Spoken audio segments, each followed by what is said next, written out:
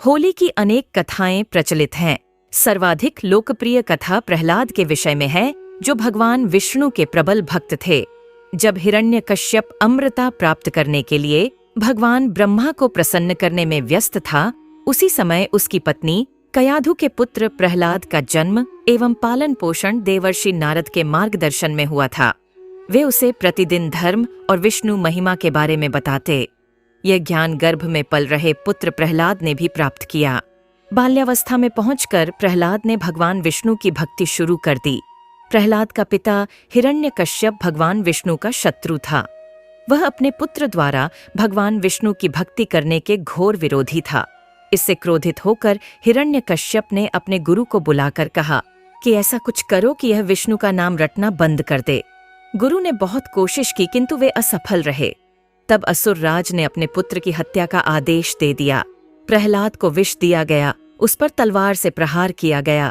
हाथियों के पैरों तले कुचलवाना चाहा, पर्वत से नीचे फेंकवाया, लेकिन ईश्वर कृपा से प्रहलाद का बाल भी बांका नहीं हुआ। तब हिरण्यकशिपु ने अपनी बहन होलिका को बुलाकर कहा कि तुम प्रहलाद को लेकर अग्नि में बैठ जाओ, जिससे वह जलकर भस्म हो जाए। होलिका के पास अग्नि से सुरक्षित रहने हेतु भगवान ब्रह्मा द्वारा उपहार में दी गई दिव्य ओढ़नी थी। होलिका ने प्रहलाद को विशाल अग्नि में जलाकर मारने की योजना बनाई। होलिका प्रहलाद को अग्नि में लेकर बैठ गई, किंतु भगवान विष्णु की असीम कृपा से होलिका के स्थान पर दिव्य ओढ़नी ने प्रहलाद को अग्नि से सुरक्षित बचा लिया। लोक कथाओं के अनुसार अग्नि दहन होने के पश्चात प्रहलाद ने भगवान विष्णु का नाम जपना आरंभ कर दिया था। जब भगवान विष्णु ने अपने प्रिय भक्त को संकट में देखा, तो उन्होंने होलिका के ऊपर से ओढ़नी को अपने भक्त प्रहलाद पर उड़ाने के लिए वायु के एक झोंके को आदेश दिया। इसलिए होलिका विशाल अग्नि में भस्मीभूत हो गई तथा भगवान विष्णु की कृपा तथा मायावी ओढ़नी के कारण प्रहलाद को कोई हानि नहीं हुई।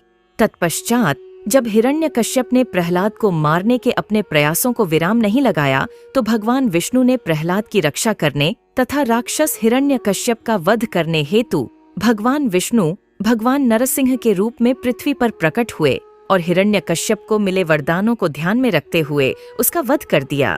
बोले जय नरसिंह। इसी तरह के कथा वीडियोस देखने के लिए हमारे चैनल को सब्सक्राइब करें और वीडियो को लाइक और शेयर करें।